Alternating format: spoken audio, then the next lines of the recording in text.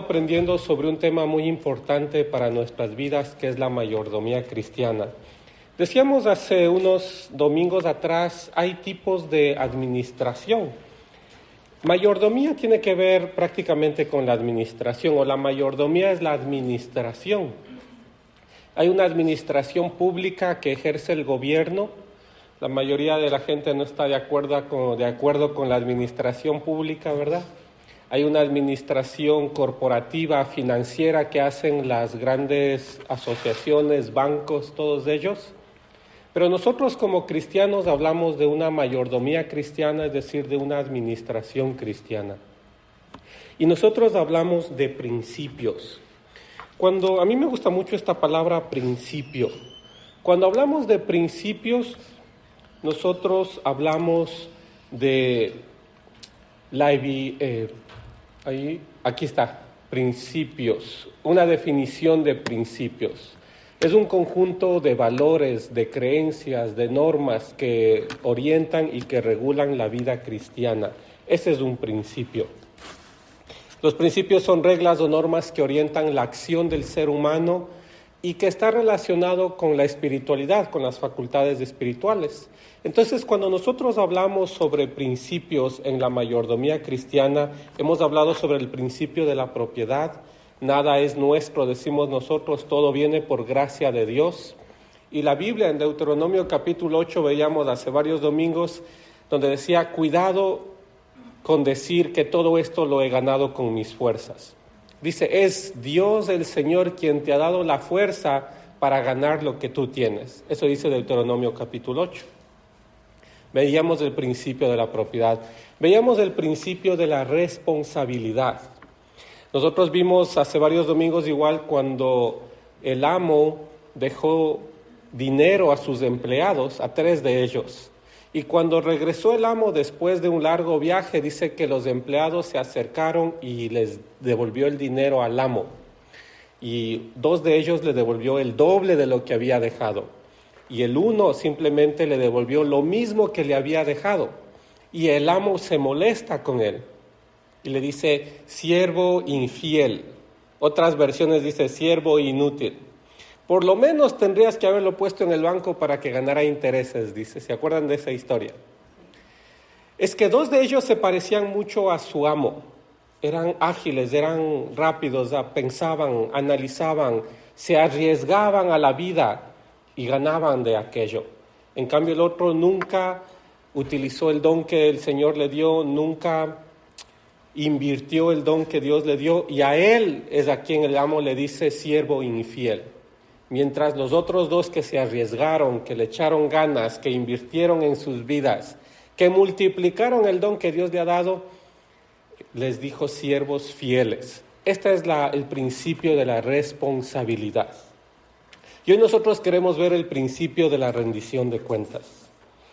Algo que a muchos no nos gusta, o por lo menos antes no me gustaba, ahora ya me gusta la rendición de cuentas. Desde que me casé, hermanos, todo hay que rendir cuentas ahora. Entonces ya eso está más bonito.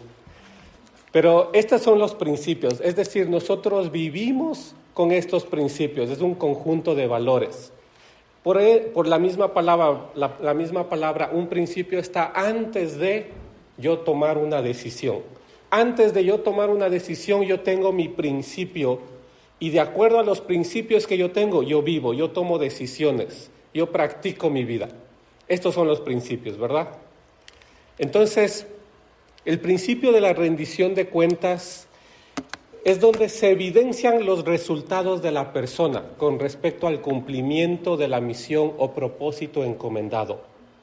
Una de las verdades que nosotros sabemos de la Biblia es que Dios tiene un propósito para nuestras vidas. Hay gente que anda diciendo eso a todo momento, Dios tiene un gran propósito para tu vida.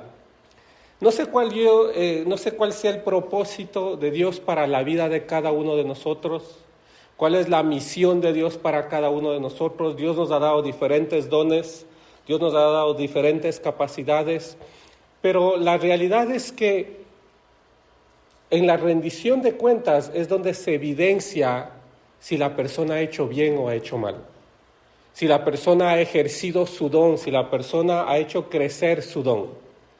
Si la persona ha invertido bien su don, su tiempo, su capacidad, lo que Dios le ha dado en su vida, su familia, sus ingresos, su dinero. Es una obligación de quienes toman decisiones sobre lo que administran. Tienen que explicar lo que han hecho. Y la Biblia habla sobre esto de la rendición de cuentas. El libro de Eclesiastés 11:9 nos va a decir algo muy práctico. El libro de Eclesiastés es un libro de sabiduría. Nos da consejos para la vida diaria, para la vida de todos los días. Y dice Eclesiastés 11:9, gente joven, la juventud es hermosa, disfruten de cada momento de ella, hagan todo lo que quieran hacer, no se pierdan de nada, pero recuerden que tendrán que rendir cuentas a Dios de cada cosa que hagan. La primera parte suena hasta bonito, ¿verdad? Dice, hagan todo lo que quieran, disfruten cada momento, sigan, dice, lo que ustedes anhelan, sueñen y hagan todo lo que ustedes quieran. Pero la segunda parte de la oración es como una contraposición de la primera. Dice, pero recuerden que tendrán que rendir cuentas a Dios de cada cosa que hagan.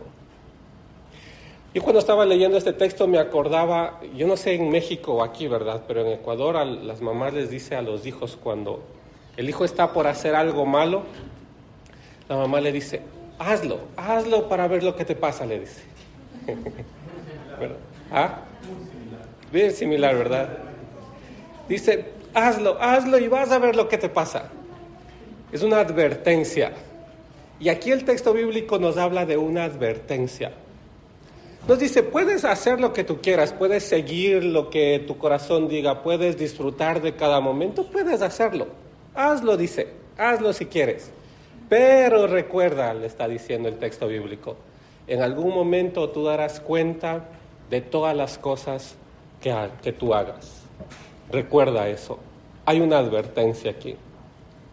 Porque la realidad es que en la sociedad donde nosotros vivimos, en ocasiones vemos que la sociedad nos invita a nosotros a hacer todo lo que uno quiere. Dice, no te detengas, se vive una vez, dice. Chuya vida, dicen en Ecuador.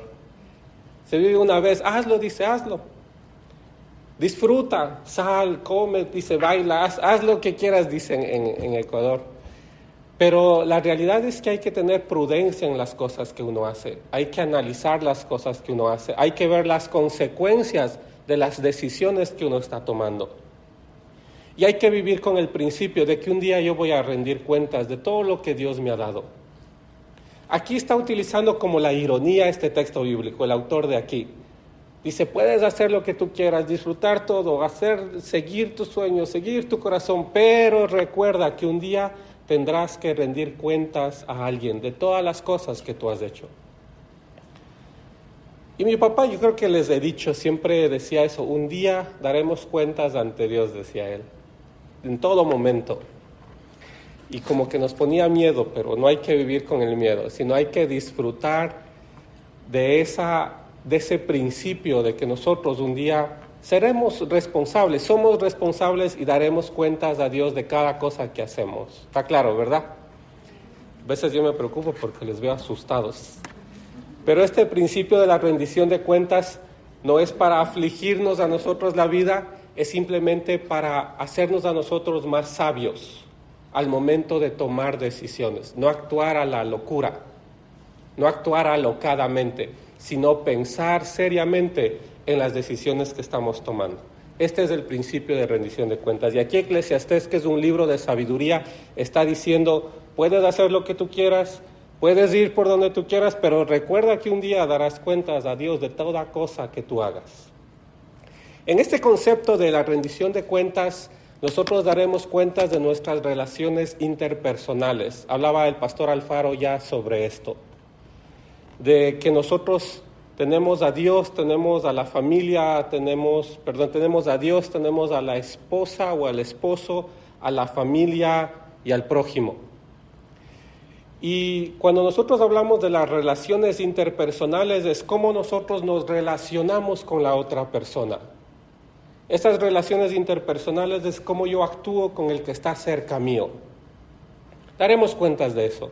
Dice Romanos 4, 12 y 13, es cierto, cada uno de nosotros tendrá que responder por sí mismo ante Dios. Así que dejemos de juzgarnos unos a otros, por el contrario, propónganse a vivir de tal manera que no causen ni caída a otro creyente. Pablo aquí está discutiendo con las personas en la iglesia en Roma, en esta iglesia que Pablo nunca llegó, pero que tuvo un lazo muy estrecho con ellos, y está hablando acerca de la comida.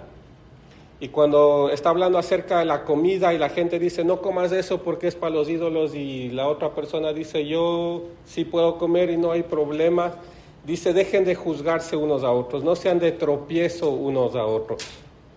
Más bien dice, llévense bien, porque nosotros responderemos ante Dios. Cada uno tendrá que responder ante Dios. Así que dejen ustedes de juzgarse, de estar entrando en conflicto, en problemas. Cuando nosotros hablábamos sobre la serie anteriormente del amor, y la Biblia nos manda amar al prójimo, nosotros sabemos que esta palabra amar al prójimo es desearle el bien al otro. Es orar por el prójimo. La palabra amor ahí es que yo le deseo al prójimo lo que Dios me desea a mí. Y lo que Dios me desea a mí es bueno, agradable y perfecto. Y eso mismo que Dios me desea a mí, yo le deseo al prójimo. Y aquí la rendición de cuentas en las relaciones interpersonales es que no causemos al otro tropiezo, que no seamos causa de tropiezo. Que en vez de hacerlo caer, empujémosle a él o a ella para que vaya hacia adelante. Es decir, no juzguémonos unos a otros, no entremos en conflicto, no entremos en broncas, en peleas. Dice, ¿eso edifica el reino de Dios? ¿Eso edifica el cuerpo de Cristo, a la iglesia? No, no lo edifica. Más bien lo destruye. Por eso es que es importante entender que la rendición de cuentas daremos nosotros de las relaciones interpersonales. Hablábamos en el estudio bíblico también en la mañana sobre el perdón. Y todo eso tiene que ver con las relaciones interpersonales. Cuando yo a la otra persona le deseo el bien y le ayudo para salir adelante. Cuando yo a la otra persona no lo odio, más bien lo perdono. Entonces, aquí dice, dejemos nosotros de juzgarnos cada uno, unos a otros. Más bien dice, olvidémonos de esos problemas, porque cada uno dará cuentas a Dios sobre aquello. Entonces, en las relaciones interpersonales, dicen, también daremos nosotros cuentas de aquello. Cómo actuamos, cómo nos llevamos con el cónyuge, con el esposo, la esposa, con el vecino. Eso es importante. Y aunque mucho no se habla de esto, el texto bíblico también habla de que daremos cuenta de nuestra relación con la naturaleza. Génesis 1:28 dice, luego Dios los bendijo con las siguientes palabras, sean fructíferos y multiplíquense, llenen la tierra y gobiernen sobre ella, reinen sobre los peces del mar, las aves de los cielos y todos los animales que corren por el suelo. Y también nosotros veíamos que el fundamento de nuestra mayordomía está aquí en el libro de Génesis, cuando Dios vio que todo era bueno y le encarga al ser humano el gobierno, la administración, la mayordomía de todo lo creado. Se lo encarga al ser humano.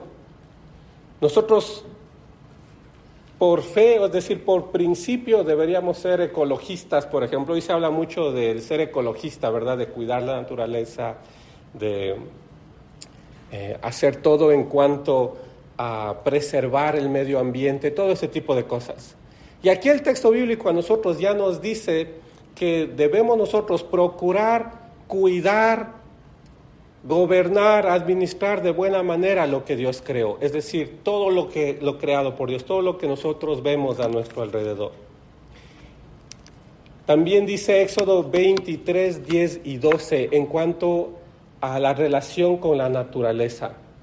Siembra y recoge tus cosechas durante 6 años, pero el 7º año deja que la tierra se renueve y descanse sin cultivar. Este pensamiento de cuidar el medio ambiente, de cuidar la tierra, la ecología, ya aparece en la Biblia. Y aparece no como una tradición del pueblo judío, sino como un mensaje de parte de Dios a través de su profeta al pueblo. Pero el 7º año deja que la tierra se renueve sin cultivar. Permite que la gente pobre de tu pueblo coseche lo que crezca por sí mismo durante ese año. Deja el resto para que coman los animales salvajes. Haz lo mismo con tus viñedos y olivares. Tienes 6 días en la semana para hacer tu trabajo habitual, pero el 7º día dejarás de trabajar. Los hermanos digan amén. 7º día dejarás de trabajar. Así tu buey y tu burro podrán descansar y también recobrar sus fuerzas, tus esclavos y los extranjeros que viven en medio de ti. Hay un claro mensaje de que hay una relación con la naturaleza, con el medio ambiente, del cual nosotros también somos responsables.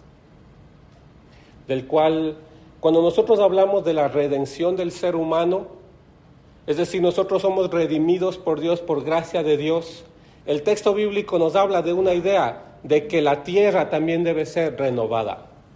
Dice, deja que descanse la tierra el 7º año. Incluso muchos van a hablar que en la tradición judía, el año del jubileo, al año 50, la tierra que era de una persona, pero si originalmente era de otra familia, en el año del jubileo yo le devolvía esa tierra a la otra persona. Y la tierra tenía que descansar. Ahí hablamos acerca de la justicia, de la redención, de la propiedad. Y aquí la propiedad, como dice el texto bíblico, ¿verdad? El buey, el burro, estos eran herramientas para la familia para trabajar. Y aquí en el texto bíblico se preocupa por aquellos seres vivos que también son los animales.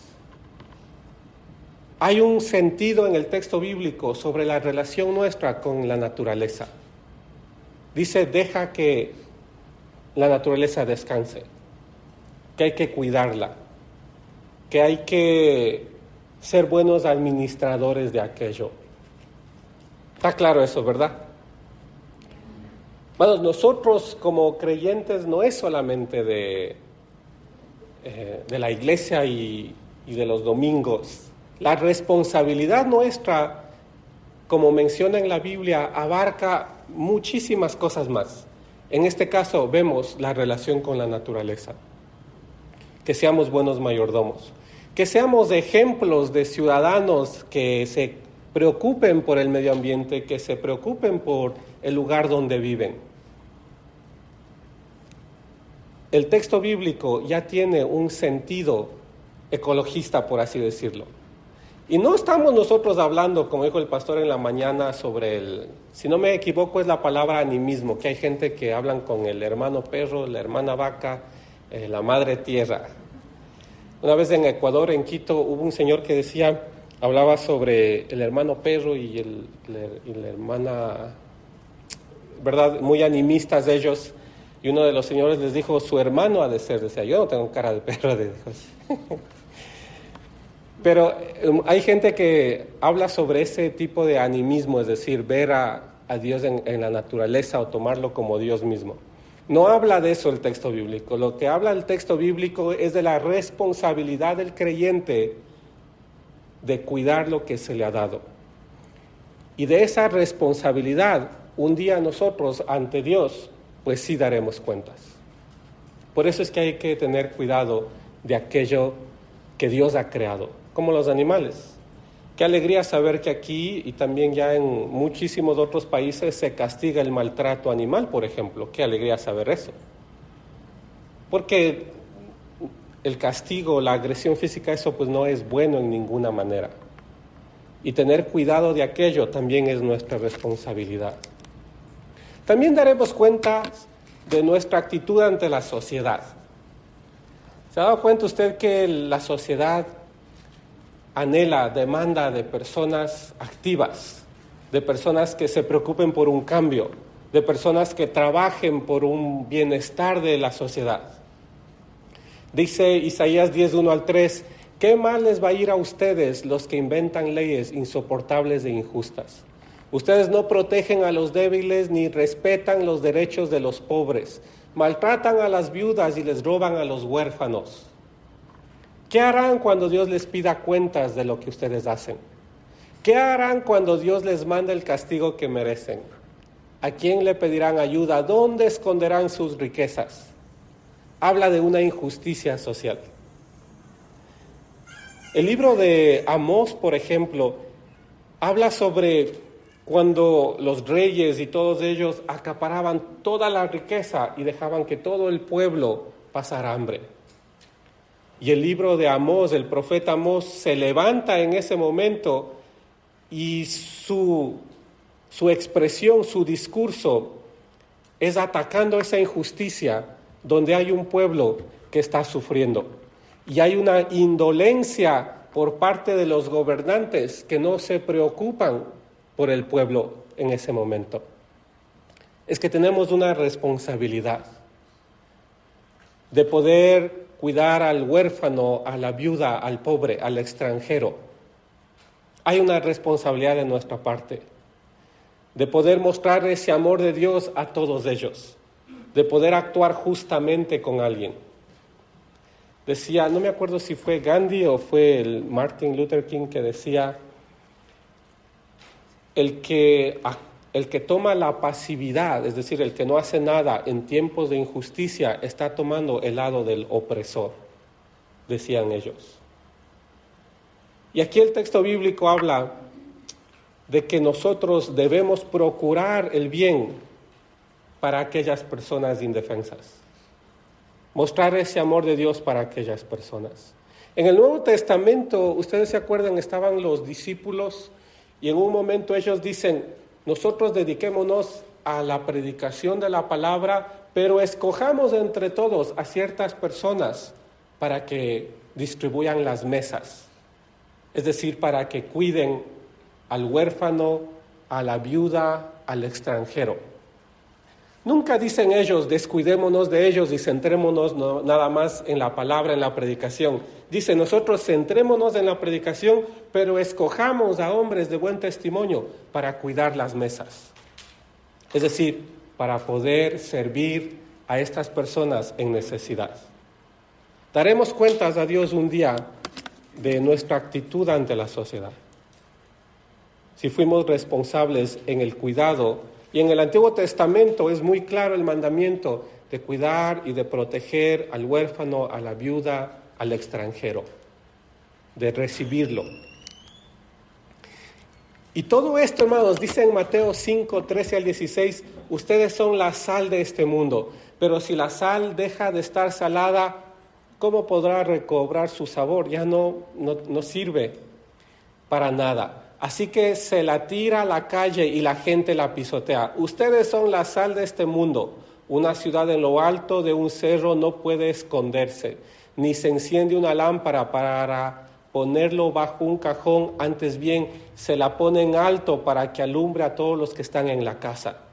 Del mismo modo, procuren ustedes que su luz brille delante de la gente, para que viendo el bien que ustedes hacen, todos alaben a su Padre que está en el cielo. Habla aquí de obras. Habla aquí sobre la actitud, sobre la responsabilidad del creyente ante la sociedad, ante las otras personas, ante la familia. Esa sal y esa luz que nosotros somos, dice el texto bíblico, está ahí expuesta ante todo el mundo. Y todo el mundo puede ver esa luz. Todo el mundo puede experimentar esa sal que nosotros somos. Está expuesta al mundo. Usted está expuesto al mundo. Y el mundo está viendo sus obras. ¿Qué obras está viendo el mundo? La responsabilidad que usted tiene ante la creación, ante el prójimo, ante la sociedad. Somos expuestos al mundo. Y un día, dice el texto bíblico, nosotros daremos cuenta de aquella responsabilidad que nosotros tenemos. Nosotros decíamos hace varios domingos que somos salvos por gracia. ¿verdad? Gracias a Dios somos salvos, por pura gracia, es decir, no lo merecemos. Dios, por su amor, nos ha salvado. Ha dado a su Hijo Jesús para mostrarnos ese amor y somos salvos por gracia, no por obras. Por gracia somos parte del reino de Dios. Pero vivir el reino de Dios, eso ya es otra cosa. Somos salvos por gracia somos parte del reino de Dios, pero vivir el reino de Dios en este mundo, eso ya es una responsabilidad. Vivir el reino de Dios, eso ya implica ponerle parte, trabajar por aquello. Levantarse todas las mañanas, aun cuando uno no quiere ir al trabajo, uno tiene y sabe que tiene que ir a trabajar. Eso es, hermanos, vivir el reino de Dios. Hay una responsabilidad que nosotros debemos asumir, porque el texto bíblico dice que nosotros estamos expuestos a todos, estamos expuestos al mundo, y el mundo está esperando ver esa luz que nosotros somos, experimentar esa sal que nosotros somos. Somos salvos por gracia, eso sí.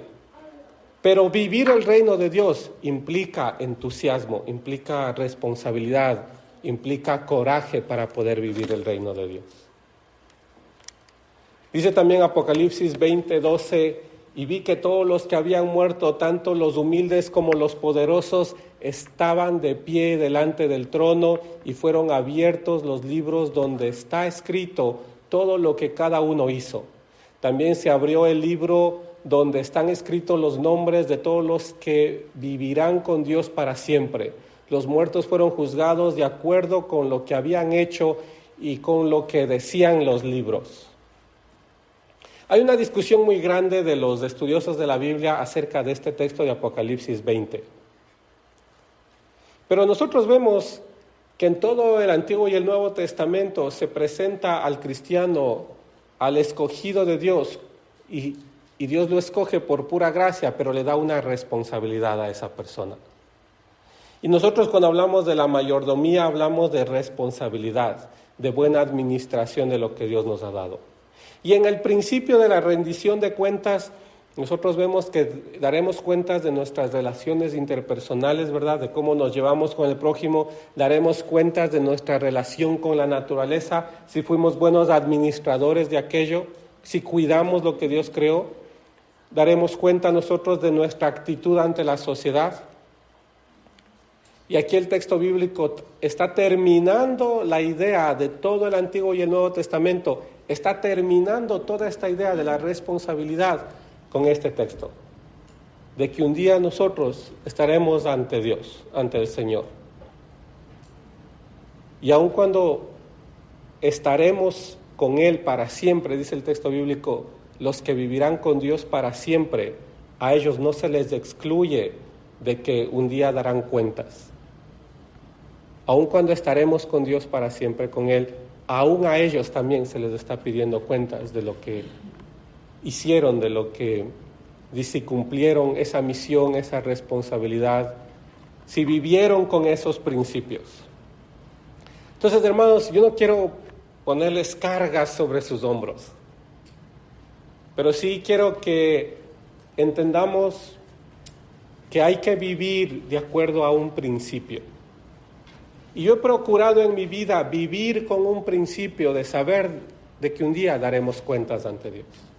Vivir con este principio me hace a mí pensar, antes de tomar una decisión, me hace a mí pensar cuál va a ser la consecuencia.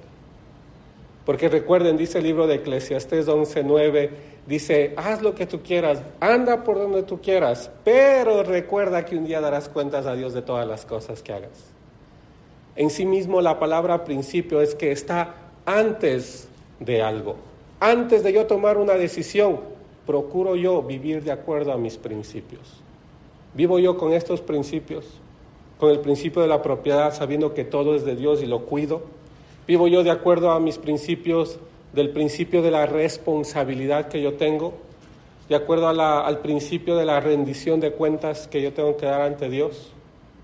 Debo yo ser un cristiano con estos valores y vivir mi vida de esta manera. No estamos hablando de ir a las calles con estas pancartas, ¿verdad? Y